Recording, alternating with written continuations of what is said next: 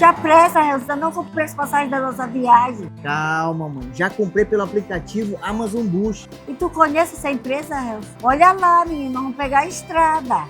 Pra senhora, só o melhor. São ônibus novos, poltronas confortáveis, banheiros feminino e masculino. Dá até pra ir dormindo durante a viagem. Eu durmo quando eu viajo.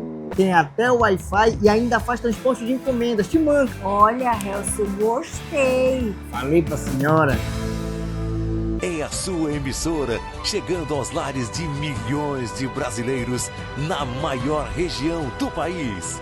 A Crítica e TV Lupa 1 Brasil, juntas no Amapá, canal 5.1.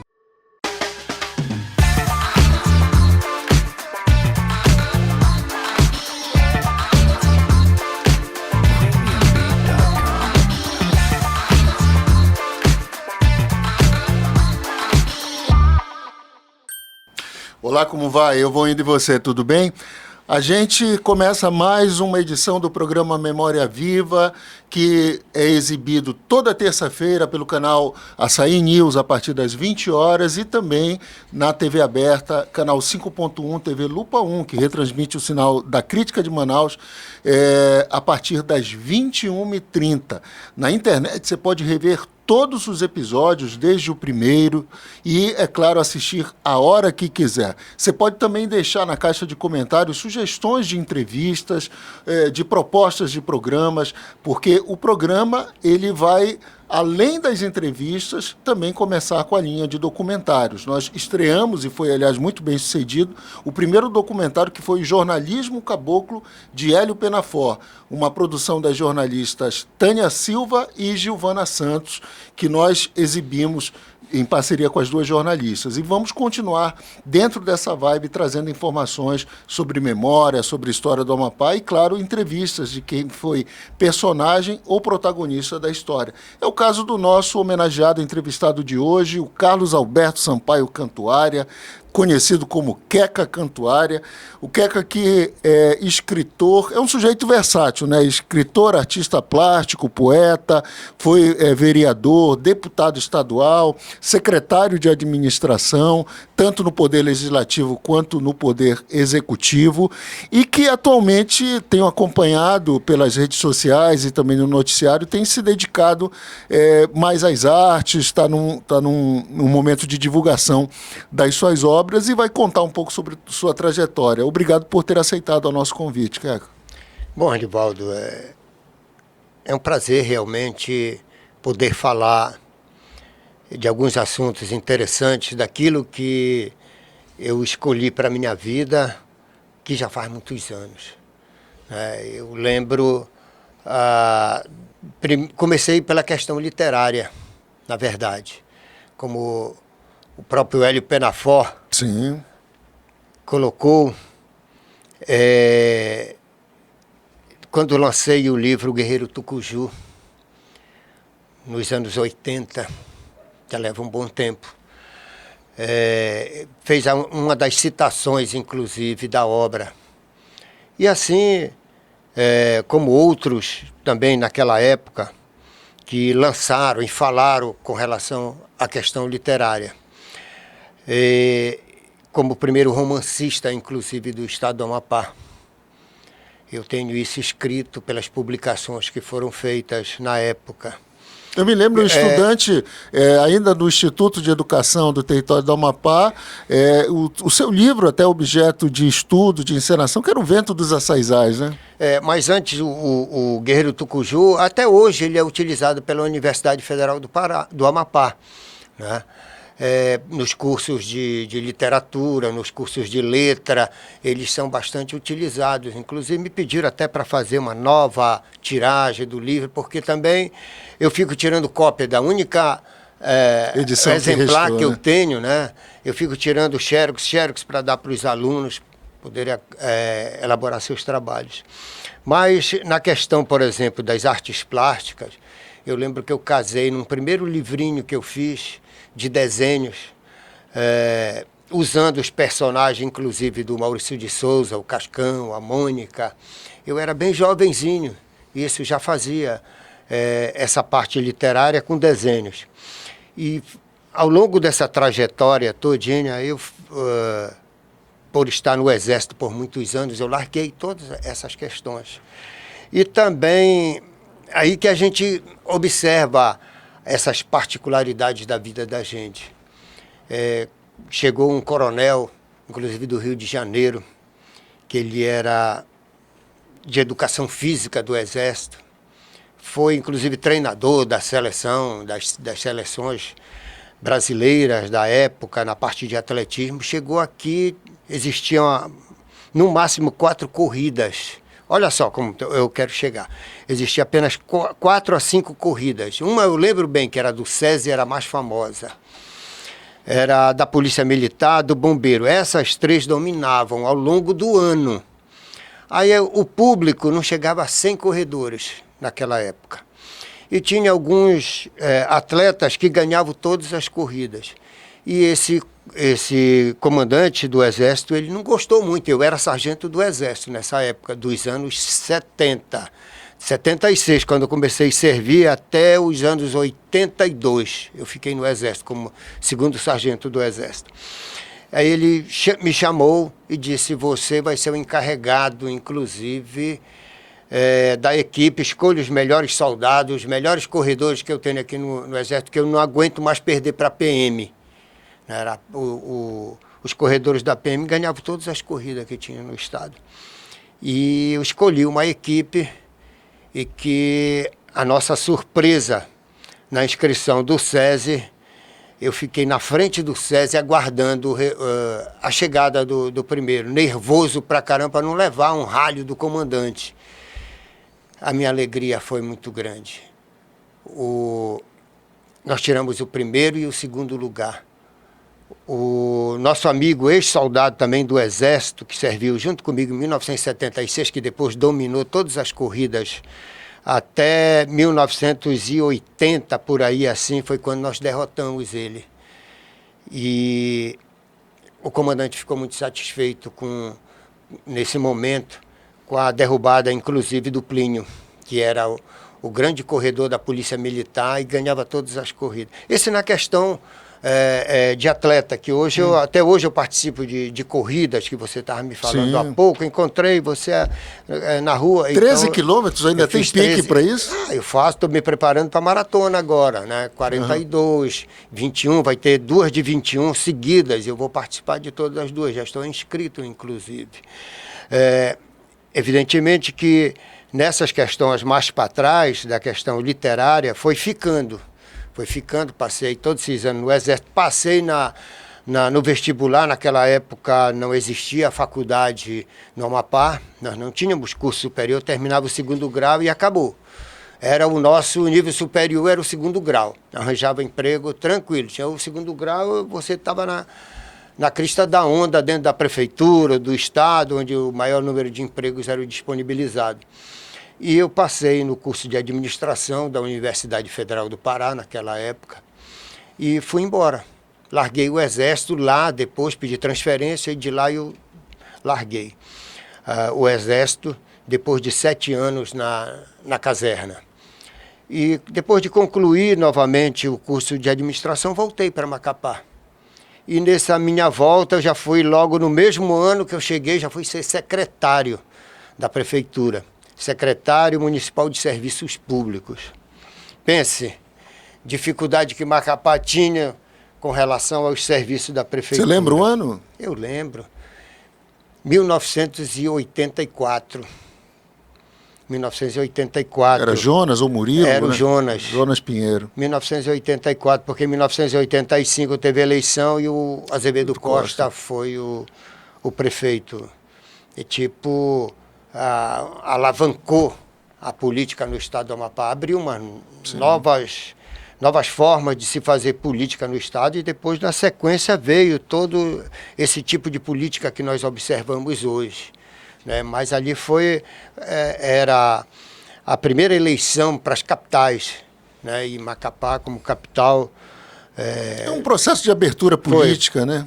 Isso fez com que a política do estado do Amapá mudasse totalmente. Eu já tinha os prefeitos, né, já eleitos, principalmente da capital, e já melhorou bastante essas questões políticas no estado. pelo menos para a população poder votar e escolher o seu representante. Então, dessa época para aí, eu larguei tudo isso. Eu larguei, inclusive, as corridas na época, larguei as minhas pinturas. Quer dizer, as pinturas eu continuava fazendo em casa, porque sempre gostei muito disso. Mas a literatura ela parou. Só foi já para o finalzinho dos anos 80 que eu voltei novamente. Aí foi que entrou o Guerreiro Tucuju, depois de muita insistência, o livro pronto, ali, bora corrigir, bora publicar. E eu fiz a publicação.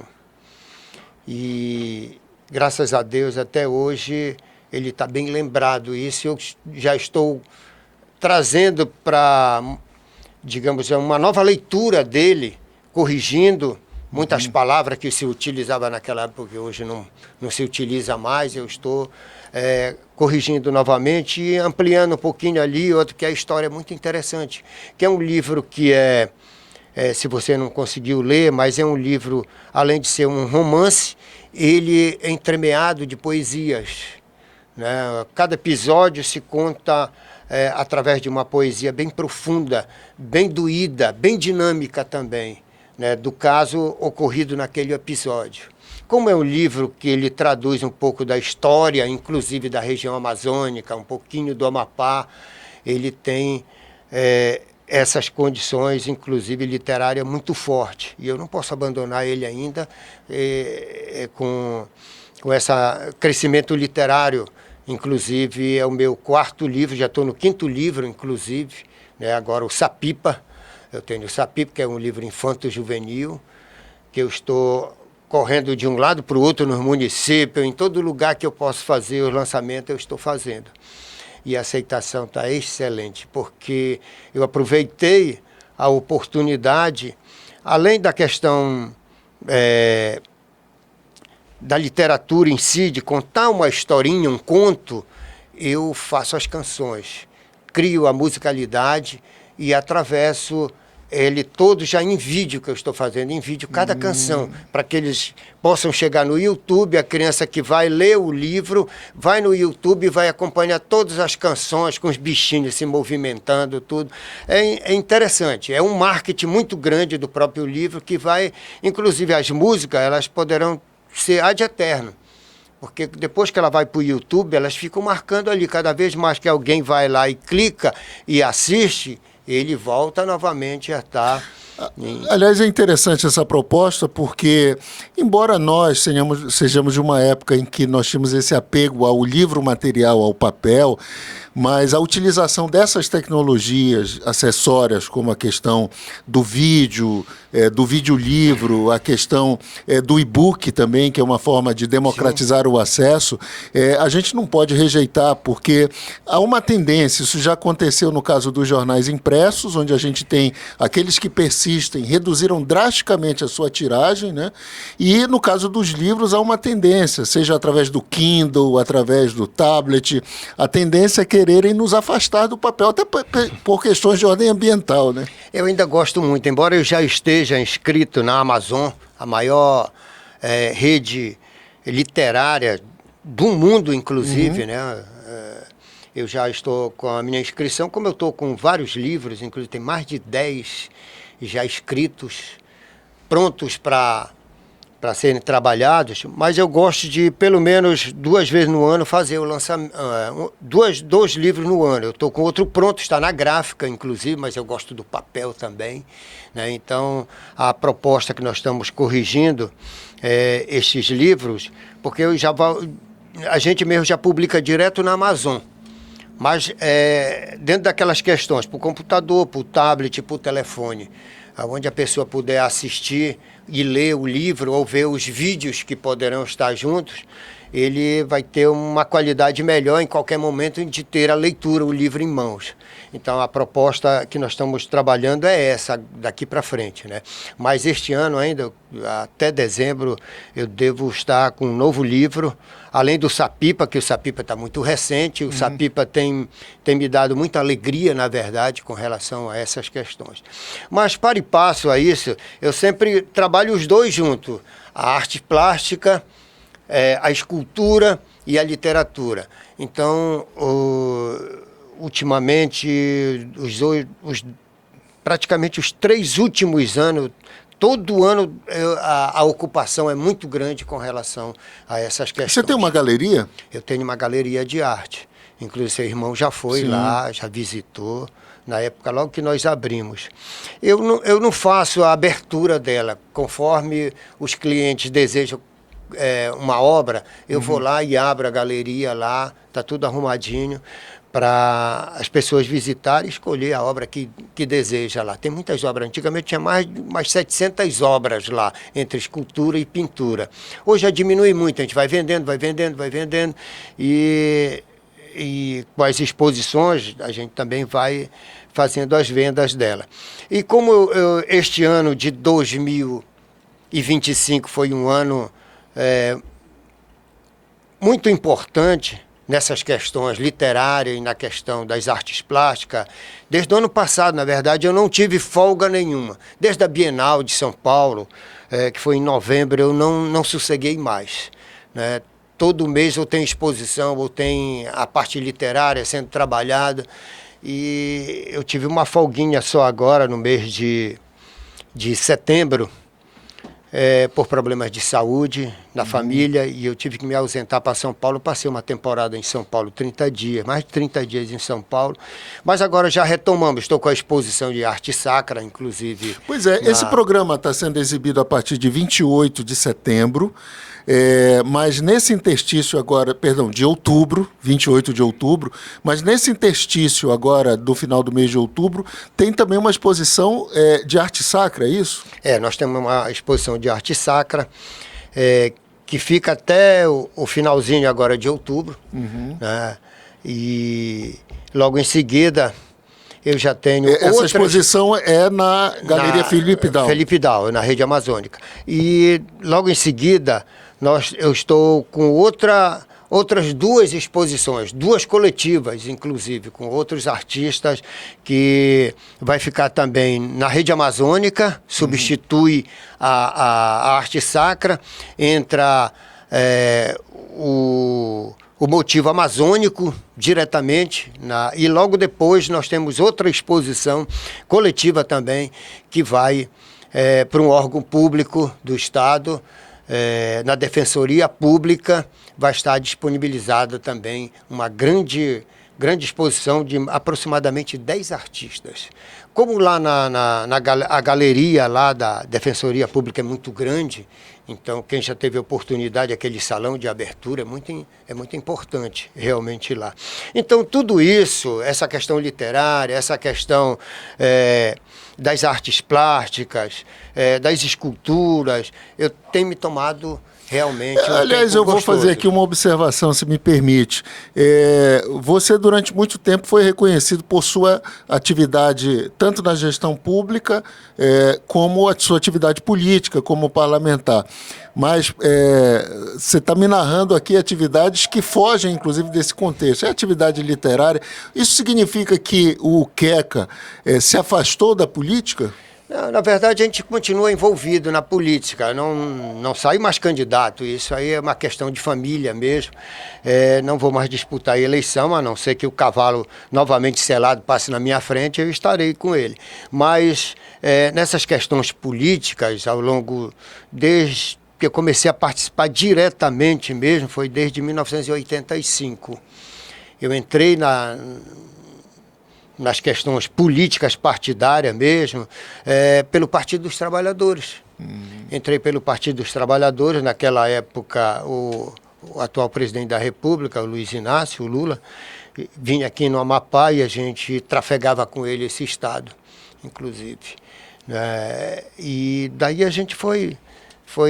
A minha primeira eleição, na verdade, foi pelo PT, como vereador pelo Partido dos Trabalhadores. Depois eu migrei para o Partido Democrático Trabalhista, o PDT, pelo convite do ex-governador Valdez Góes na época, e muitos amigos meus, tudo ligado, bora para lá. Então tá, vamos. E tive 3 mandatos pelo PDT. Vereador, 2 de deputado, fui secretário. Na verdade, é a 5ª vez que eu sou secretário. Só de Estado eu fui 3 vezes, secretário de Estado, e secretário Na Assembleia Legislativa fui secretário também de orçamento da Assembleia. Eu fui secretário de Trabalho e Cidadania na gestão do Capiberibe. Então, a minha vida profissional como administrador foi muito interessante. Me deu muito conhecimento, me abriu muito o horizonte com relação a essas questões das discussões da administração pública. Me formei como mestre também em planejamento e políticas públicas.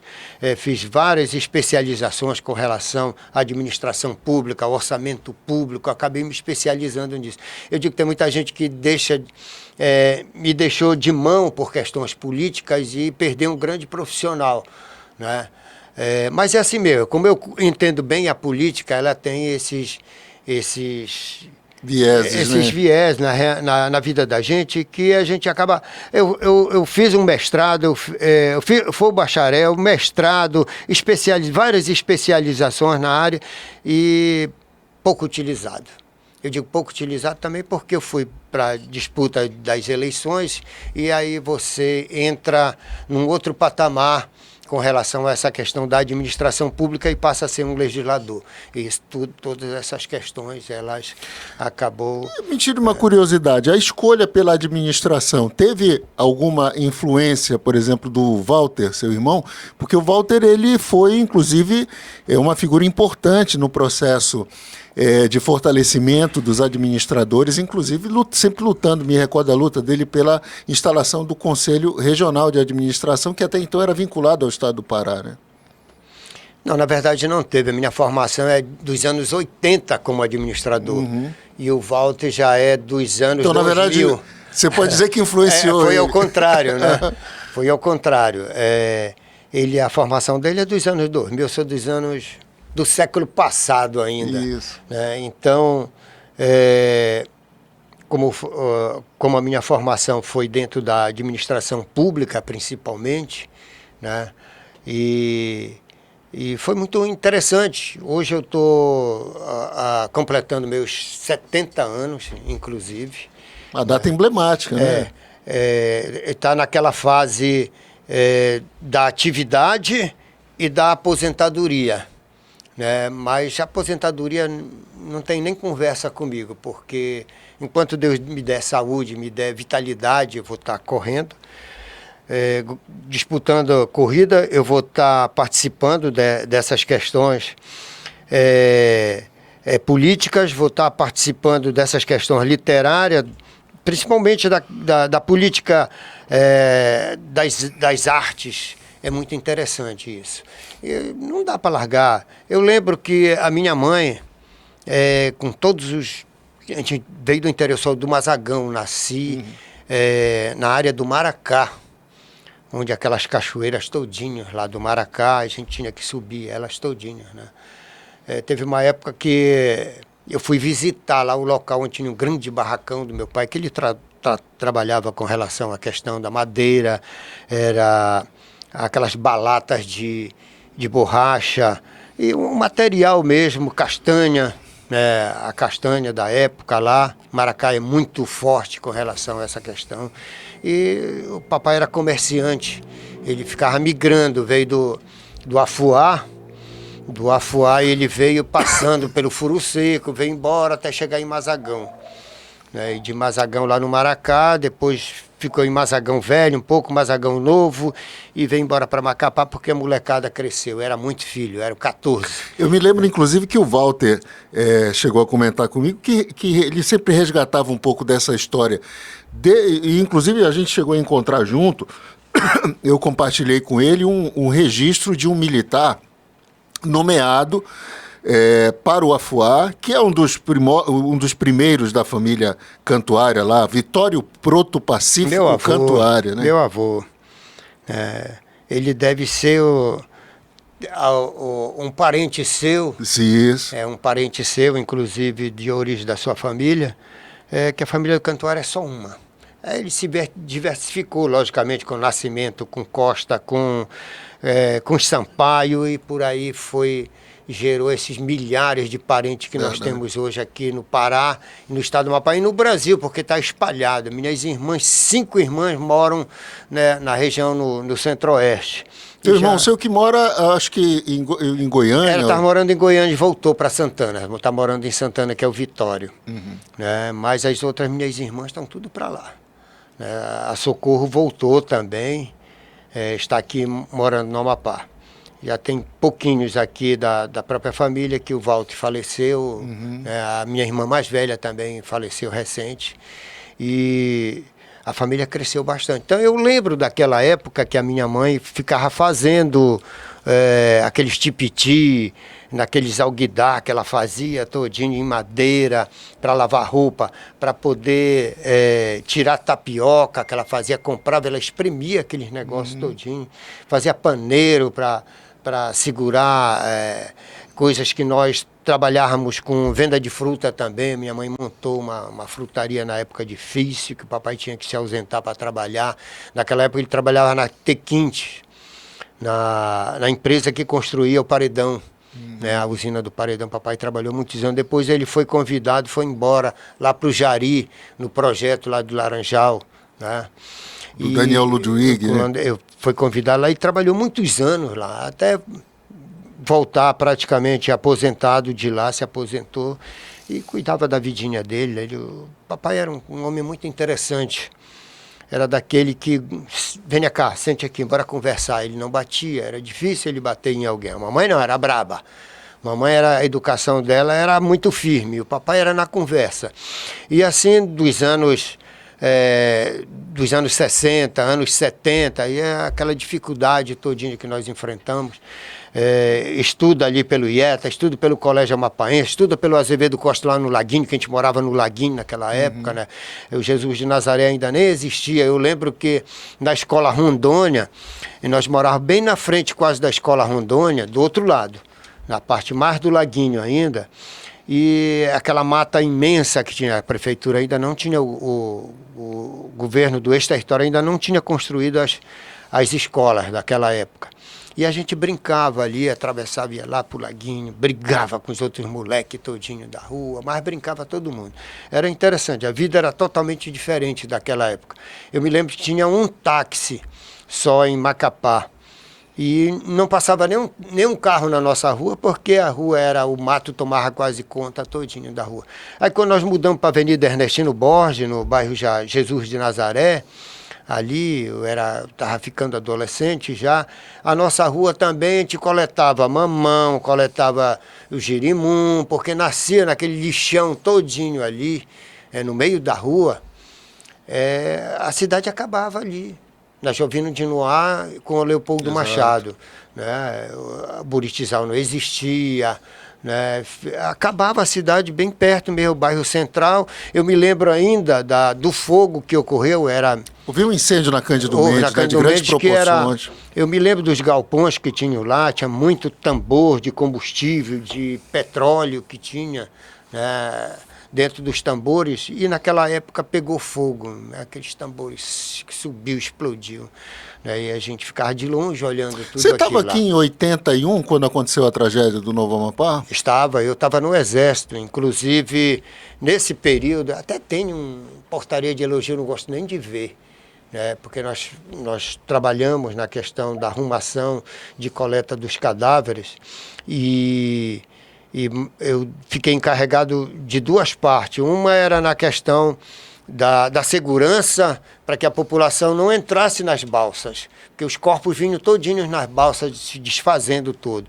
E depois eu fui para dentro do galpão da ICOME, da carpintaria, para poder fazer os caixões. Mas aqueles caixões rápidos, enormes, que botava 6 Os corpos já estavam em estado avançado de putrefação, tudo, né? Se desfazia, se pegava, se desfazia todinho. Foi uma tristeza realmente muito grande. Foram aquelas valas imensas que eram cavadas e os caixões eram colocados lá. Não dava para fazer a separação de cada corpo, né? Porque o cheiro realmente era complicado naquela época. Eu era sargento do Exército naquela época. Tive uma carreira meteórica dentro do Exército. Entrei como soldado, 6 meses eu era cabo e logo em seguida saí para fazer o curso de sargento. E graças a Deus deixei muitos amigos, até hoje sou bem respeitado com relação a essas questões do Exército. Isso que me deu essa qualidade de ser um atleta, né, já com idade, ainda está persistindo aí nas disputas das corridas. É muito legal, a gente tira isso como festa. Né? Tem corrida, eu gosto, estou lá, estou inscrito. Eu estou inscrito bem umas 10 corridas até o final do ano. Né? Eu estive em São Paulo, fiz 2 corridas em São Paulo ainda agora no mês de setembro, para não perder o pique, que eu estava dentro do hospital praticamente tomando conta da esposa, né, que fez a 4ª cirurgia em 10 meses, coisa complicada, a mulher dura na queda, graças a Deus. É meu braço direito, esquerdo, olho, tudo, me ajuda muito. E me acompanha, inclusive, nessas pelejas todinha. Até esses dias agora convidei, bora lá na Ferreira Gomes, que vai ter lá no Paredão, naquele sobe e desce, lá tem uma meia maratona. Nós vamos lá. Aí elas, tô junto, vamos lá novamente. Aí eu não sei se realmente vai dar. Então, assim, essa trajetória todinha, a gente acaba vendo muita coisa dentro do estado. Esses dias eu passei na Cândido Mendes, aí perguntei para ela, porque ela fez uma cirurgia também no cérebro, é preciso a gente tá forçando para ver se ela lembra tudo. E ela tá, para mim ela já está normal, mas eu fico brincando ainda. Tu lembra onde era que tinha um frigorífico bem aqui, nesse canto aqui onde tem aquele sinal, até fechou uma loja ali do Amazonas Importado, bem na esquina da praça lá, da Fortaleza. Naquela esquina era um grande frigorífico lá. Aí ela disse, eu perguntei, te lembra aí, quando a gente era moleque, tu te lembra quando tinha um frigorífico? Aí onde era? Aí ela disse, era aí nesse canto. Aí eu digo, então você já está bem. Lembra que tinha um monte de lambe-lambe que batia as fotos naquela época? Não tinha fotógrafo, era de lambe-lambe. O papai chegava lá do Paredão, pegava os moleques, bora bater foto. Aí a gente ia para lá, ficava naquela posição, né, do lambe-lambe e batia aquelas fotos em preto e branco. Então, essas coisas a gente vai lembrando. Boas, lembro, né? do fogo de um lado, fogo do outro. Eu lembro que antes de pegar o primeiro fogo, a gente era pequenininho, devia estar com 6, 7 anos, eu acho que nessa faixa aí. A mamãe, a gente saía às 5 da manhã, ia lá onde tem o Banco do Brasil, do lado da Fortaleza, ali tinha aquelas pedras grandes que vinham, chegava até a Cândido Mendes, onde tinha uma ponte em madeira, na Cândido Mendes, né, que era atravessava. Lá o canal. O canal. Como não era um canal feito, era o rio mesmo que atravessava, ainda o rio Amazonas, ia embora. Eu lembro que a mamãe ia com a água até o meio da cintura para tirar das embarcações a melancia, os cachos de banana, as frutas. Eu ficava na praia ali tomando conta das frutas. E não existia, só tinha aquelas casas, uns casarões que tinham lá, logo na frente da Cândido Mendes era as lojas em madeira. E atrás eram outros bares, eram outros comércios que tinha ali, do outro lado também era cheio de comércio, aquelas casas de 2 pavimentos, tudinho em madeira. E logo à frente tinha negócio de consertar barco, construía barco, inclusive, onde é a Praça Zaguri, ali naquele trecho, do lado do novo hotel daquela época. Aí era o Hotel Macapá, se eu não me engano.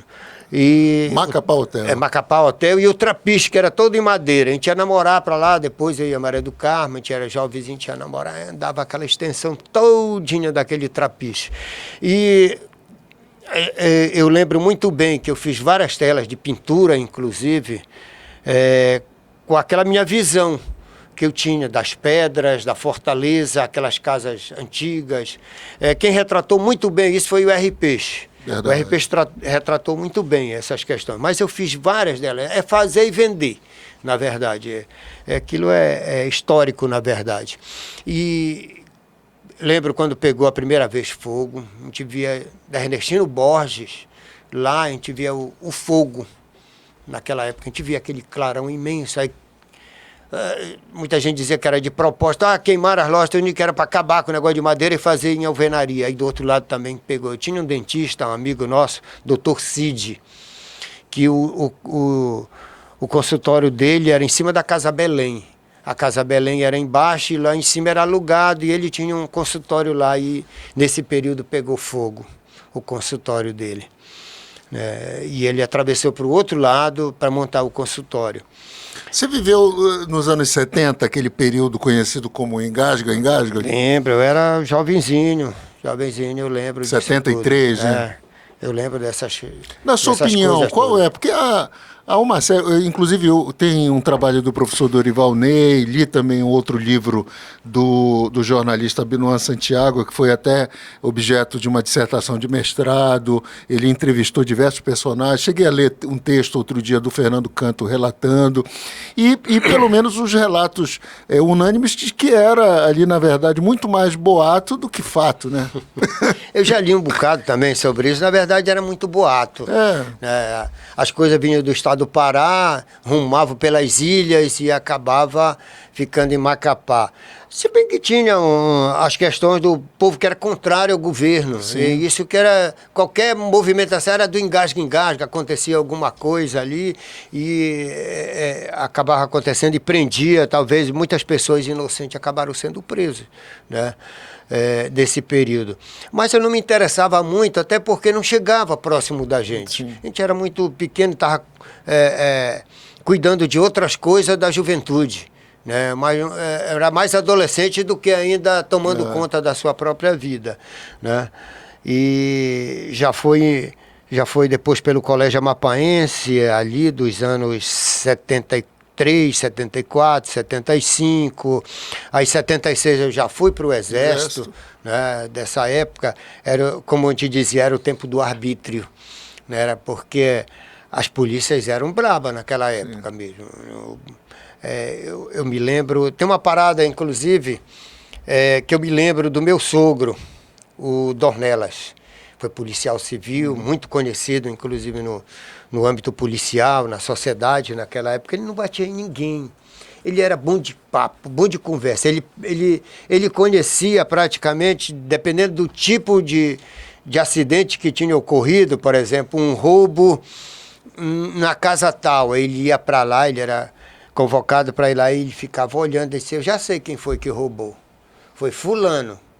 Bora atrás dele. Pelo modus operandi já sabia. Ele já sabia, tranquilamente. Aí foi um cara muito respeitado, né, daquela época. E levou a família praticamente todinha na Polícia Civil.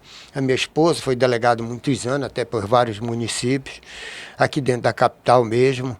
E ela ainda não está aposentada, não quis ainda. Nós temos praticamente a mesma idade, a diferença de meses. Ela é mais nova do que eu, alguns meses.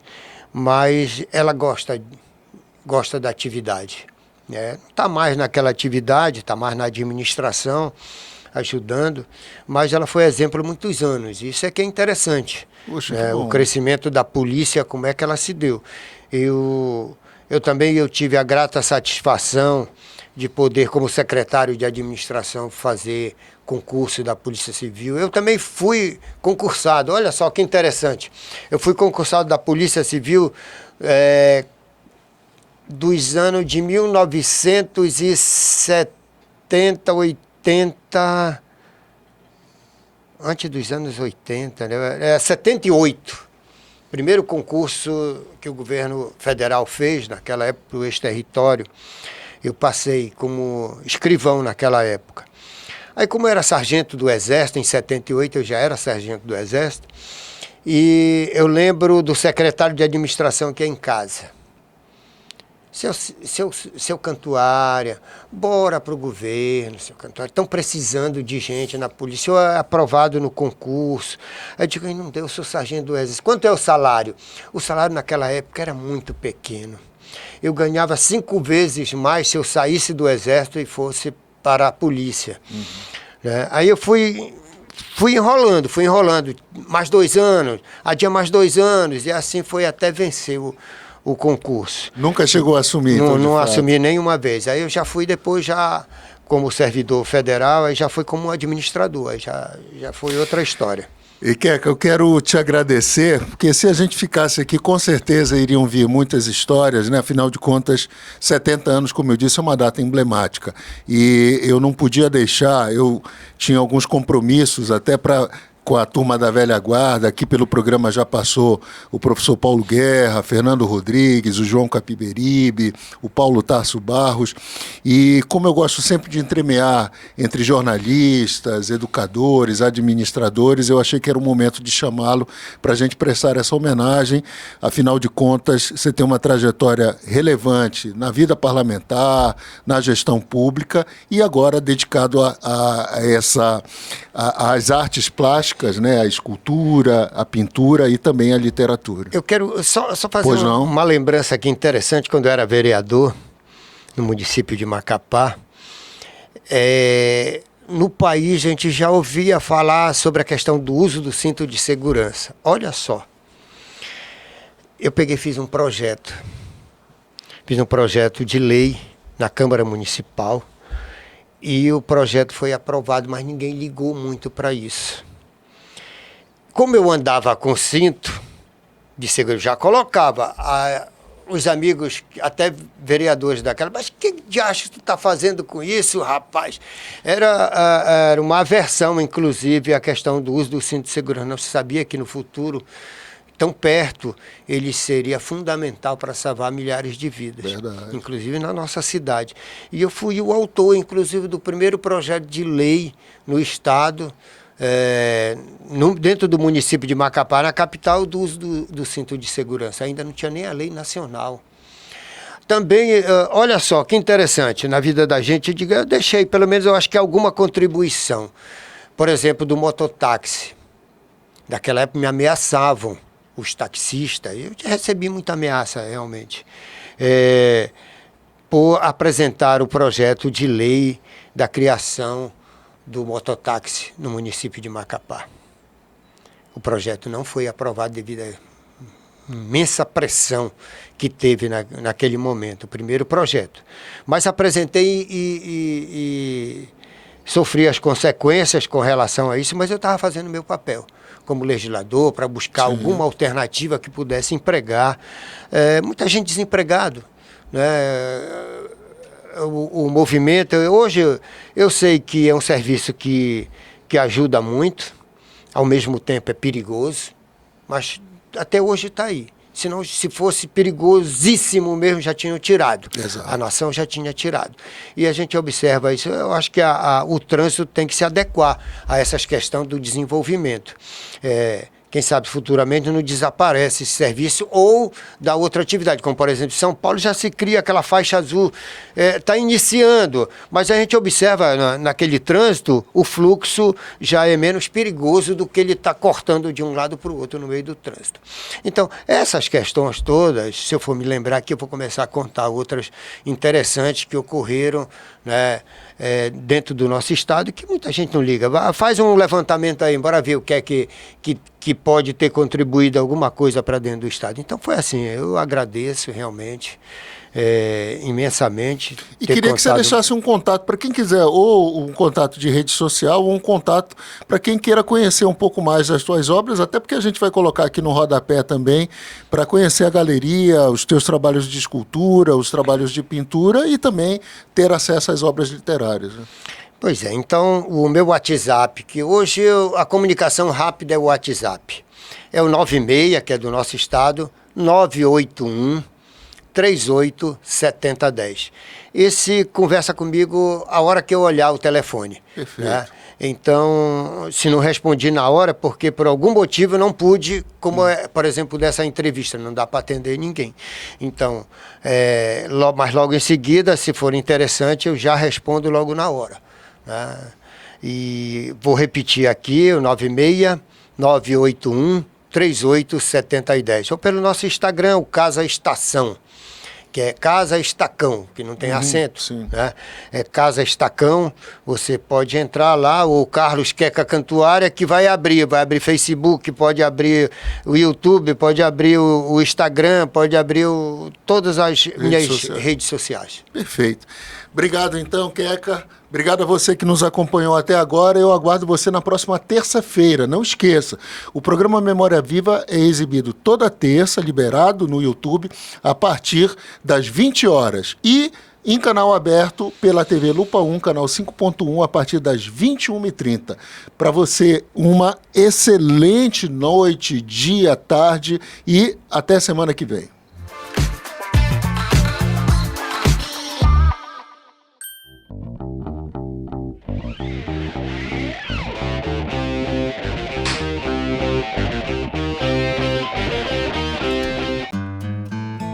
Te apressa, Helson, eu não comprei as passagens da nossa viagem. Calma, mãe. Já comprei pelo aplicativo Amazon Bus. E tu conhece essa empresa, Helson? Olha lá, menino, vamos pegar a estrada. Pra senhora, só o melhor. São ônibus novos, poltronas confortáveis, banheiros feminino e masculino. Dá até pra ir dormindo durante a viagem. Eu durmo quando eu viajo. Tem até o Wi-Fi e ainda faz transporte de encomendas. Te mando. Olha, Helson, gostei. Falei pra senhora.